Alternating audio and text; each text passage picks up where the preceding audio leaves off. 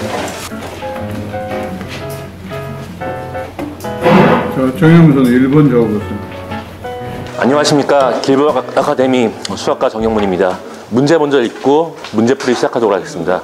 최고차항의 개수가 2인 2차식 fx와 최고차항의 개수가 1인 2차식 gx가 있는데 fx 빼기 1과 gx 빼기 1의 해가 x는 5하고 x는 알파 두 가지가 있고요. 방정식 fx와 gx의 해는 x는 5, x는 베타라고 합니다.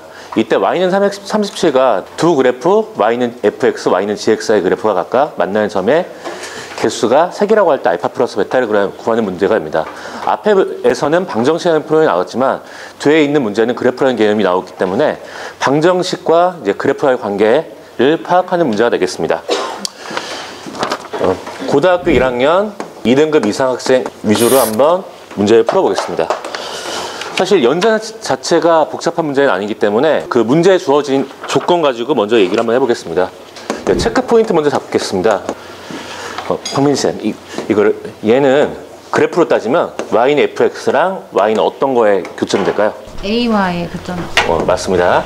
또 하나 더 해보겠습니다. fx는 gx가 있다고 칠 때 얘는 y는 fx랑 어떤 그래프의 교점이 되겠죠? y는 gx 그래프. 네. 문제에 나와 있는 조건에 따라 가지고 일단 그래프로 해석할 때는 이 방정식 같은 경우는 두 그래프의 교점, fx하고 gx 같은 경우도 마찬가지로 y는 fx랑 y는 gx의 교점이 되겠습니다. 3문제과 한번 문제풀이 한번 시작을 해보겠습니다. 예, 문제에서 fx 빼기 1과 gx 빼기 1의 해가 빼기 1의 해가 x는 5와 x는 알파라고 했는데 이거는 y는 fx와 y는 gx와 y는 일가의 교점의 x좌표가 문제에서 5와 알파라는 의미가 됩니다.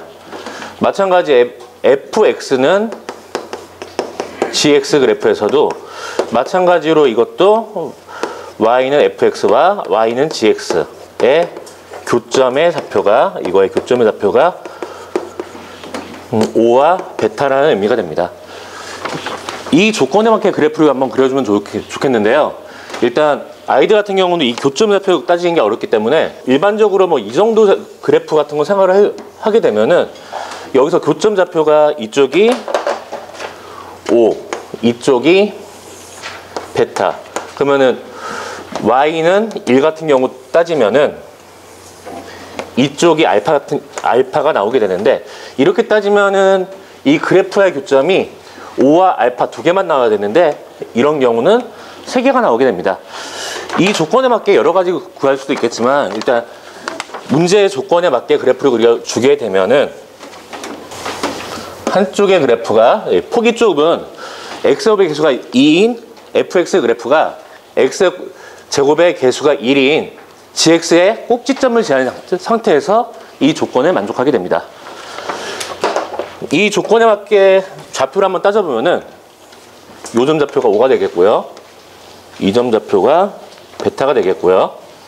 그 다음에 y는 1 그래프랑 만나는 점, 요 점 좌표가 알파가 되겠습니다. 그리고 x제곱의 개수가 2인 그래프, 요 그래프에서 알파, 1과 5,1을 지나게 됩니다. 그러면 그래프에 주어진 거에 따라 가지고 x제곱의 개수가 1인 이 gx 그래프는 x제곱의 개수가 1이고요. x 빼기 5의 제곱 플러스 1로 나타낼 수 있습니다. 마찬가지 fx 그래프 같은 경우는 5,1과 알파, 1을 지나게 됩니다. x제곱의 개수가 2이기 때문에 이 x 빼기 5, x 빼기 알파 플러스 1로 넣을 수 있습니다. 두 그래프 모두 이 점을 지하게 됩니다. 이 점 같은 경우는 문제에서 y는 37일 때 fx와 gx의 교점의 개수가 3개라고 되어 있습니다. 일반적으로 여기도 교점의 개수가 y는 20 같은 거 잡힌다고 치면은 교점의 개수가 4개가 나와야 되는데 교점의 개수가 3개가 나온다는 얘기는 이쪽 만나는 점 좌표를 지난다는 의미가 됩니다. y는 37과 만나는 점이 이 베타라는 의미가 됩니다. 이 그래프가 어디를 베타 콤마 37을 지나게 되고 gx가 베타 콤마 37을 지나므로 베타 값은 11. 베타 값은 알파 두 개 나오지만 아까 문제에서 5보다 오른쪽에 있다고 했기 때문에 베타 값이 1이 나옵니다. 마찬가지로 베타 값이 11이니까 이 fx도 베타 콤마 37을 지나게 됩니다. 마찬가지 f11은 37을 이용해서 문제 풀어주게 되면은 알파 값은 8이 나오게 됩니다. 문제에서는 알파 베타 값의 합을 물어봤기 때문에 19가 되겠습니다.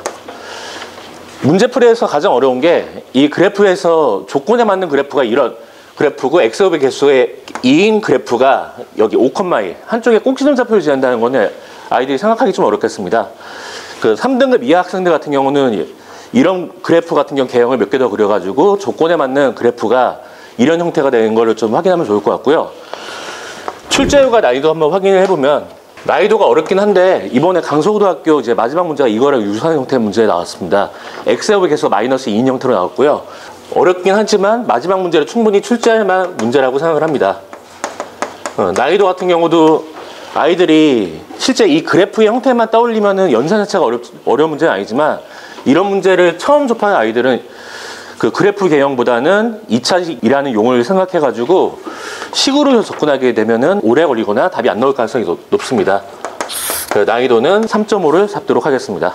2등급 이하 학생 같은 경우도 이거를 연산을 개념으로 접근하게 되면은 문제풀이가 상당히 힘들게 되고 그래프의 개형으로 접근하는 부분에 대해서 평상시에 좀 연습을 시켜놔야 될 것 같습니다. 이상입니다. 처음에 이제 체크 포인트 잡으실 때 네. 방정식과 함수의 관계에 대해서 먼저 제일 중요한 부분을 잘 잡아주신 것 같아서 좋았고요. 그 다음에 네. 그 식으로 풀 때는 조금 생각하기 힘든 부분을 그래프를 그려가시면서 이제 학생들이 이해할 수 있게끔 그리고 대상 등급도 2등급에 맞게끔 좀 그 그래프 개형을 빨리 설명을 해주셔서요. 속도감도 있었고 네, 이해하기 좋은 수업이었던 것 같습니다. 감사합니다. 잘 들었습니다. 자, 정영문 선수 수고했습니다. 네, 감사합니다.